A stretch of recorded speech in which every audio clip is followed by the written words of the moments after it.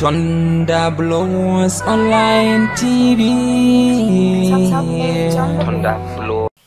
The recent upheavals in polity in Zamfara state as ignited by the state government following our sincere call on the government to be alive to its responsibility have made it imperative for us to clear the air and categorically disclose to people that the PDP is not in any way trying to hit the polity. We have tolerated more than enough to demonstrate this. Everybody will, on the other hand, agree with me that the state government has demonstrated the peak of irresponsibility as far as this is concerned. It has demonstrated the peak of executive recklessness, and we tolerated it. So I believe everybody will agree with us that what is happening now is not caused by the PDP. We made a sincere call which everybody could understand was right. As you all know, the state government mobilized political bigots more than 3 times to vandalize our headquarters, our state headquarters here. But what would we do? We headed to the court. And the court, to ensure that it restrained any further unrest, it gave an order that status quo should be maintained. But to everybody's disgust, it happened again. They sent another group of bigots, vandalizing the office, as everybody can see it right now. And the worst part of it, on the day we were to hold our state congress, they sent bigots again to go and destabilize the place, destroy so many things, and set things ablaze. But all the same, we stood it. Security agents were there. We are therefore waiting for them to see if they will do the needful. So I believe everybody will agree with us that we don't mean to hit the polity. It is much, much, much disgusting, surprising that this government, which could be said to be a child of opposition, a government that had power as a result of court action, not from polls. But such a government cannot have the least regard for the rule of law. It is very, very disappointing. Gentlemen of the press, you are witnesses to this, as one of you was also a victim, not more than 2 to 3 days ago. They sent another group of bandits, bigots, to go and vandalize the office of one of yours, one of the state media, one of the private media offices. I would also like to make a disclosure. The worst scenario is when you talk of finance, as far as this government is concerned, financial infractions. This government could be said to be a scam, loaded with frauds. It is the worst government we have ever had in terms of budget application. It has taken budget just for fashion, as a mere formality. We have evidences, and will soon tender them. And I still reiterate the fact that up till today, not a single capital contract has been executed, completed, and commissioned by the state. This is very, very disheartening. It is very, very disappointing. More so, if I should ask you, who can tell me our contractors in the state? If you know just to tell, the state governor is himself the sole contractor in the state. We have evidences of this, and we are ready to tender them.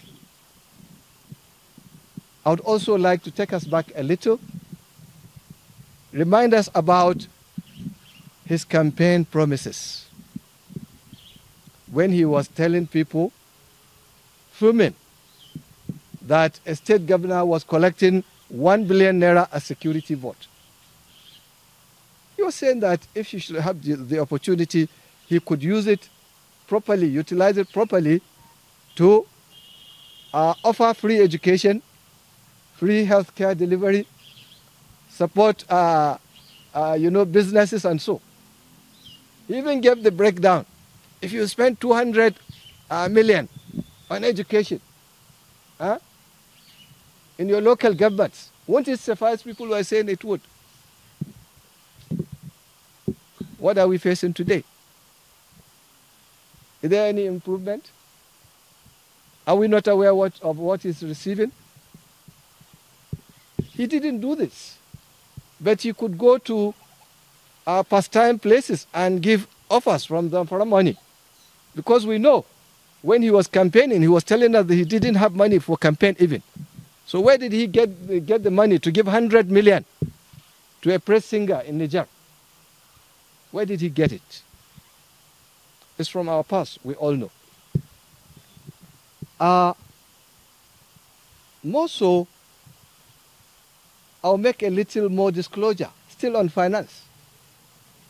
Cash allocation. We were talking of security votes. Sorry. Right now, we are all aware that he collects 600 million every month as security vote. Note it. The Office of the Executive Governor every month collects 350 million as a CA. PPS, 30 million. Government House, 30 million. Just imagine this. The Office of the Deputy Governor, 30 million. Speaker, 300.5 million. Deputy Speaker, 3 million. Principal officers, 2.5 million. Other floor members, they collect 2 million at their cash allocation. What can His Excellency tell us he has done? The lump sum collection and how the person they are trying to castigate utilize his own. That is ours. His Excellency, the Deputy Governor, will tell how he utilizes his own. Just as I said, that he collects 600 million as security vote, 350 million for the OEG, 30 million PPS, 30 million government house. In 7 months, this amounts to 7 billion, and 70 million. 7 billion and 70 million. For the year 2020, if you add up these amounts all together, it amounts to 24 billion, 240 million. Just try and calculate it. The year 2021, the same thing. It amounted to 24 billion, 240 million.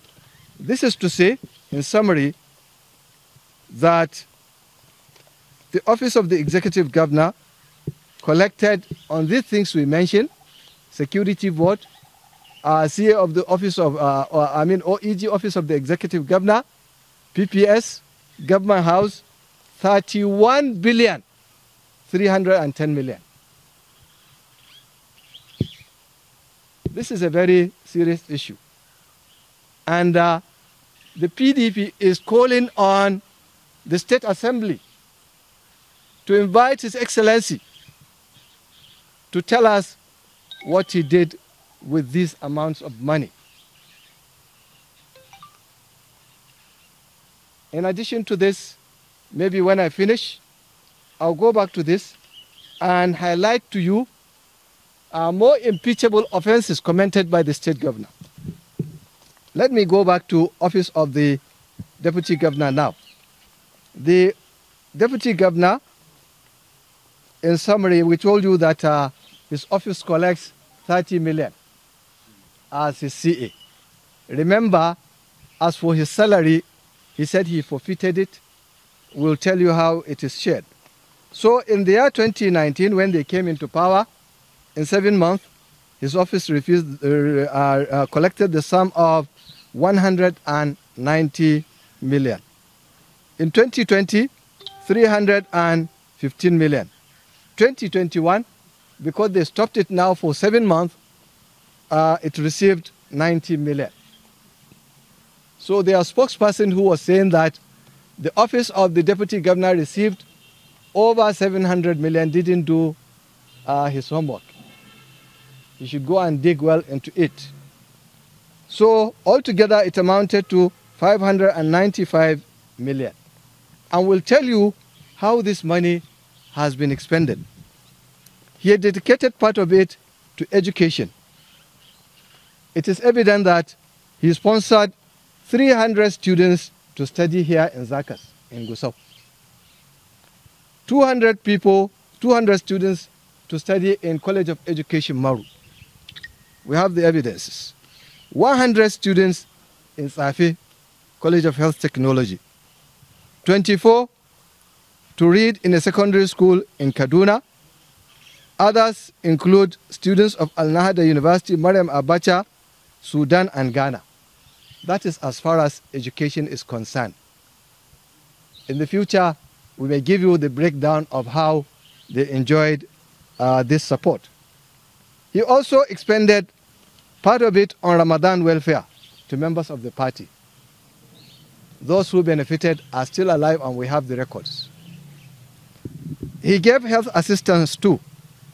He sponsored treatment of several people to hospitals in Sokoto, Kano, and Kaduna. He offered several marriage assistance. He assisted the PDP office from the scratch with 500,000 naira every month. That is during the time of late Ibrahim Mallaha. But when Amfulani came in, the state governor made a promise that made deputy to stop it flowing from there. He also gave a lot of Salah welfare for Eid al-Kabir and Eid al-Fitr. The beneficiaries also, we have their record.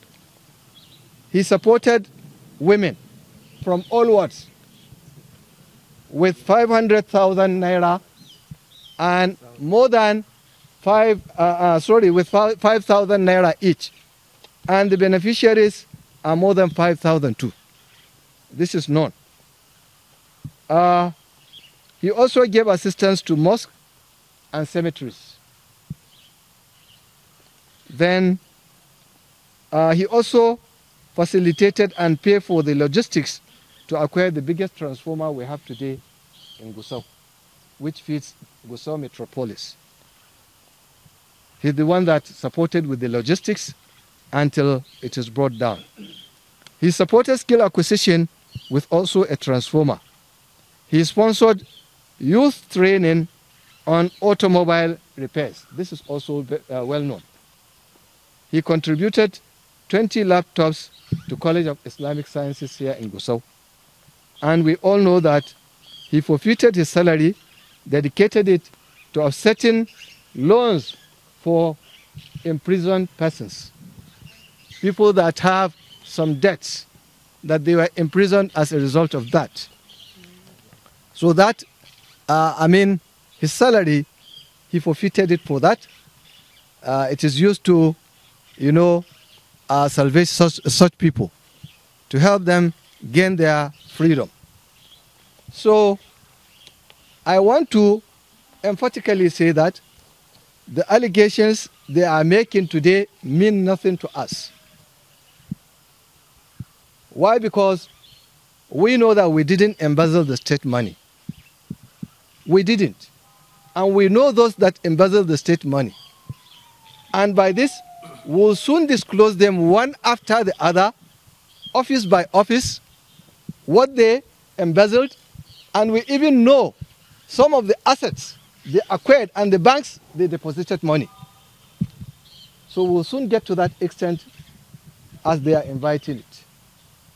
I want to also emphatically state that the PDP cannot be digressed from its agenda.